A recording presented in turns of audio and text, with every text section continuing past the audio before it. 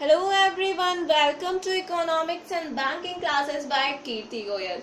हमने जो mathematical reasoning से क्वेश्चन पोस्ट करने की सीरीज स्टार्ट कर रखी थी, उस सीरीज के हमारे प्रॉफिट एंड लॉस के क्वेश्चन है हमारी स्क्रीन पर, और आई होप आप सभी ने इन क्वेश्चंस को ट्राई जरूर किया होगा और सॉल्व भी किया होगा। काफी स्टूडेंट्स ने इसके आंसर भी दिए हैं मुझे, राइट। तो ये काफी इंटरेस्टिंग क्वेश्चंस हैं और हम इनका सॉल्यूशन डिस्कस करने वाले हैं। सबसे पहले इस तरीके के क्वेश्चंस को अप्रोच करने के लिए सही माइंडसेट की जरूरत होती है।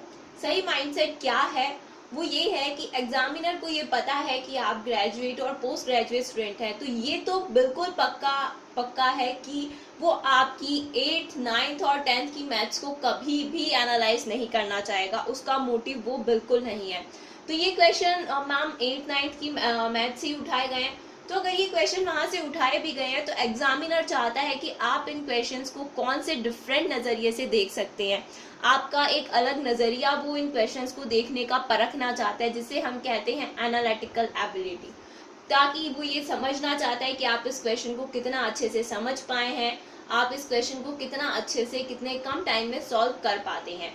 एक जनरल प्रोस्पेक्टिव को वो चेक करना चाहता है। तो जो एग्जामिनर चाहता है हम वही करेंगे, तो हम उस एग्जाम को डेफिनेटली क्लियर कर लेंगे।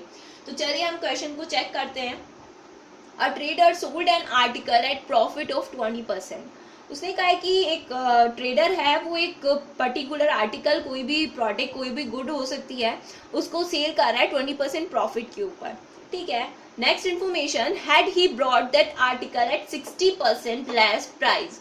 अब इसने कंडीशन दे दी है कि अगर उसने उस आर्टिकल को, किसने, उस ट्रेडर ने उस आर्टिकल को 60% कम प्राइस पर खरीदा होता, सोल्ड इट एट ₹90 लेस, और कितने पे बेचा होता, 90 रुपए कम में बेचा होता। अब यहाँ पर ये जो 90 रुपए कम है, ये किसको रिप्रेजेंट कर रहा है? ये कह रहा है कि पहले जितना भी प्राइस था उससे 60 रुपए कम में, तो 60% कम में तो उसने खरीदा होता, और पहले जितने में बेचा था उससे 90 रुपए कम करके अगर उसने बेचा होता, then he would have gain 50%, तो उसे गेन हो जाता 50% का। तो ये पूछ रहा है what is the value of cost price. तो कॉस्ट प्राइस का वैल्यू ये हमसे पूछ रहा है। फर्स्ट तरीका है कि आप इसकी इक्वेशंस बना लें, इसके अंदर कुछ पॉइंट्स के अंदर वैल्यूज आ जाएंगी, और फिर आप उनको क्रॉस मल्टीप्लिकेशन करके इक्वेशंस के अंदर वैल्यू पुट करें और फिर उसको कैलकुलेट करें।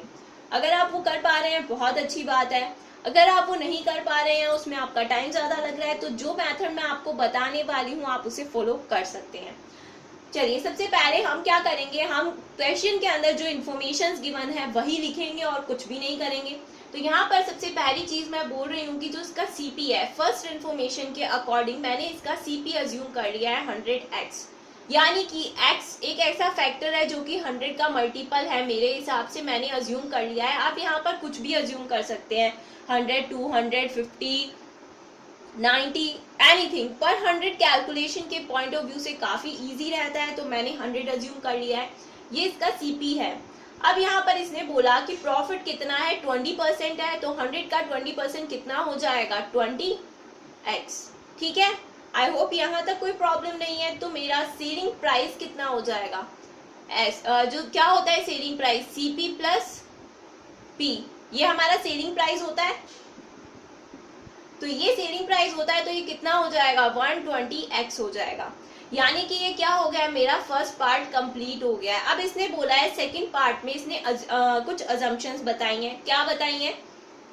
कि उसे 60% कम प्राइस पर खरीदा होता। तो अब पहले कितने पे खरीद रहा है, 100 पे खरीद रहा है, 100x पे। तो 100x में से 60% कम कर देंगे, यानी कि कितने पे परचेज कर रहा है अब वो, सीपी सेकंड कितना हो जाएगा इसका, 100 माइनस 60 कर देंगे, 60% है ना, 40% पे खरीद रहा है, यानी कि 40x हो गया। अब मेरा प्रॉफिट मुझे पता है, इस क्वेश्चन के अंदर आगे गिवन है कि 50% का इसको प्रॉफिट हुआ है, ये मुझे पता है। तो 50% का इसको प्रॉफिट हुआ है, तो यानी कि 40x का 50% कितना हो गया है, 20x हो गया। 20x का इसको प्रॉफिट हो गया है। अब यहाँ पर एक इंफॉर्मेशन और गिवन थी कि जो इसका एसपी है, अब जो इसका न्यू एसपी है, अब ये भी क्या है, सेकंड है, अब न्यू एसपी जो है वो क्या है, ये मुझे क्वेश्चन के अंदर गिवन है। यानी कि मुझे समझ में आ रहा है कि SP1 जो था उसमें से SP2 को अगर मैं लेस कर दूं तो वैल्यू होनी चाहिए 90, या फिर ये कह रहा है SP1 minus 90 goes to SP2, कुछ भी। इस इक्वेशन से ही तो मैंने ये वाली इक्वेशन बनाई है, SP1 minus 90 goes to SP2, यानी कि क्या हो गया है, SP1 माइनस SP2 किसके इक्वल हो गया है, 90 के।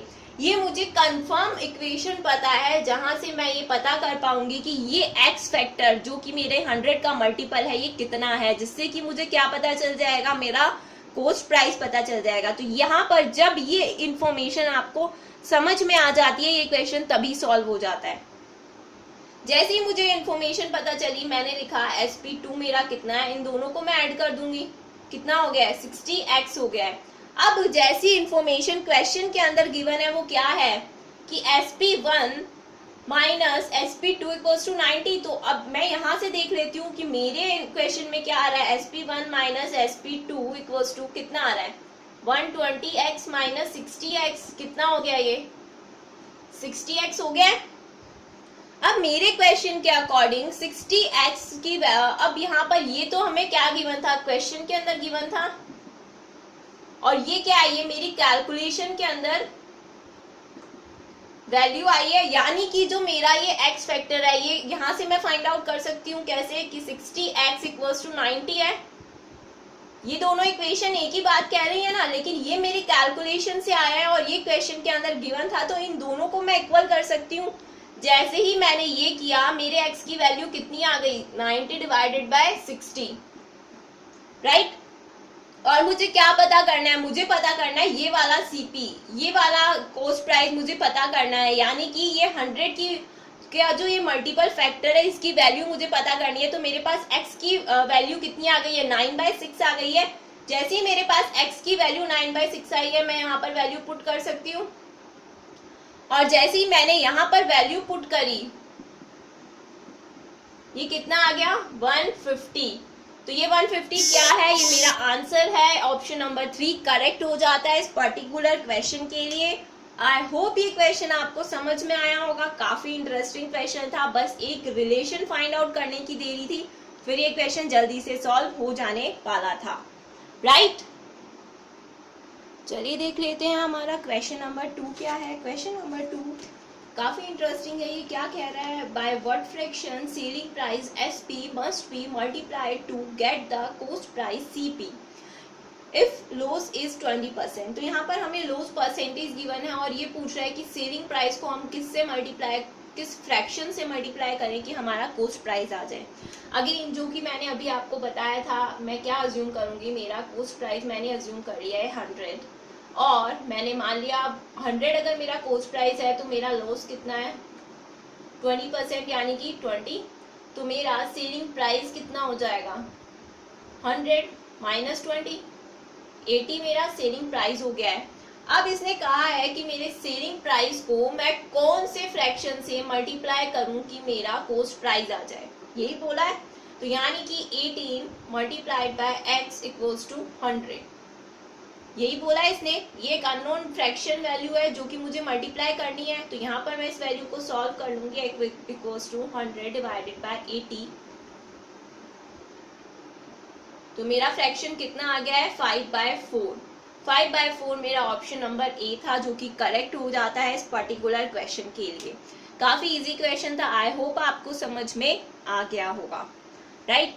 तो चलिए हम चलते हैं क्वेश्चन नंबर 3 की तरफ। ये क्वेश्चन बहुत ज्यादा इंटरेस्टिंग क्वेश्चन है। यहाँ पर ये क्या कह रहा है कि a merchant has 1000 kg sugar, some part of which he sells at 8% profit and the rest at 18% profit. He gains 14% on the whole. The quantity sold at 8% profit is. ये कह रहा है कि एक मर्चेंट है, उसके पास में क्या है, 100 kg शुगर है, सॉरी 1000 kg शुगर है, ये क्वांटिटी है शुगर की, राइट। 1000 kg उसके पास में शुगर है, और इसने बताया कि उसमें से 8% प्रॉफिट पे बेच देता है कुछ क्वांटिटी तो, और कुछ क्वांटिटी 18% प्रॉफिट पर बेच देता है। अब कितनी कितनी क्वांटिटी है ये चीज हमें पता नहीं है, और इन दोनों का एवरेज जो है वो 14% है। यानी कि थोड़ी 8% पे बेची, थोड़ी 18 पे बेची, तो ऑन एवरेज 14% की उस ऊपर उसने बेच दी। फर्स्ट मेथड इस क्वेश्चन को सॉल्व करने का, कोई इक्वेशन नहीं बनानी है, कोई फ्रैक्शन नहीं बनाना है, यहाँ पर सिर्फ दो वर्ड्स लिखकर मैं, दो अक्षर लिखकर मैं इस क्वेश्चन को खत्म कर देती हूँ। मैंने यहाँ पर लिखा 6, यहाँ पर लिखा 4, यानी कि मेरी क्वांटिटी 4:6 के रेशो में डिवाइड होगी। अब ये 4:6 क्या है मैम, और इससे मेरा आंसर क्या आया कि 8% पर 400 और 18 पर 600 की क्वांटिटी उसने सेल की थी। मैम कैसे आया, बिल्कुल मैं आपको बताती हूँ। देखिए यहाँ पर इसने क्या बोला, कुछ क्वांटिटी 8% पे, कुछ क्वांटिटी 18% पे इसने सेल की, और एवरेज कितना है, 14% है। जब भी इस तरीके के मिक्सचर वाले क्वेश्चंस होते हैं, चाहे वो वाटर के अंदर मिल्क मिलाने वाला हो या फिर यहाँ पर जैसे कि 2 प्रॉफिट परसेंटेज, तो आप उसको इस मेथड से सॉल्व कर सकते हैं। यहाँ पर हमने बेसिकली क्या किया है, हमने ये किया है कि अगर उसने सारी क्वांटिटी 8% प्रॉफिट के ऊपर सेल कर दी होती तो कितना बच जाती, कितना रेशो बच जाता। यानी कि यहाँ पे क्या किया है, 8% और 18% का जो एवरेज है वो क्या है, 14% है। और इस मेथड को यूज करने के लिए क्या करते हैं, 8 माइनस 14 करते हैं, क्रॉस में चलते हैं हम। ये हमने दो एरोज लगाए थे, राइट, ये एरो इधर जा रहा है और ये एरो इधर जा रहा है। 8 माइनस 14 6 हो गया, और 18 माइनस 14 4 आ गया। यहाँ पर पॉजिटिव और नेगेटिव साइन का कोई सेंस नहीं लिया जाता है, तो इन दोनों का डिफरेंस लिखा, इन दोनों का डिफरेंस लिखा। ये जो रेशियो आएगा ये आपकी हमेशा इस क्वांटिटी को बताएगा कि इस क्वांटिटी को इस रेशियो में डिवाइड किया गया है। अगर मैं इस क्वांटिटी को इस रेशियो में डिवाइड करती हूँ तो कितना हो गया है, 4 + 6 10 हो गया है, 1000 डिवाइडेड बाय 10। और मुझे अगर 8% के लिए क्वांटिटी फाइंड आउट करनी है तो ये कितनी हो जाएगी, कितना आया इसके लिए रेशो, 4 आया है इंटू 4,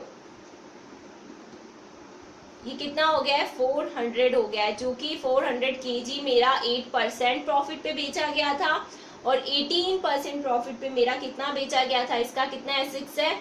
इसका 1000 का 6 के अकॉर्डिंग रेशियो निकालेंगे हम तो आ जाएगा हमारा 600 kg। तो इसका ऑप्शन नंबर 1 करेक्ट हो जाता है इस क्वेश्चन के लिए। आई होप ये क्वेश्चन आपको समझ में आया होगा, ये मेथड भी समझ में आया। इसी तरीके से आप क्वेश्चंस की प्रैक्टिस करते रहिए और मैं आपके लिए क्वेश्चंस लेकर आती रहूंगी। So keep practising, see you in the next class, thank you.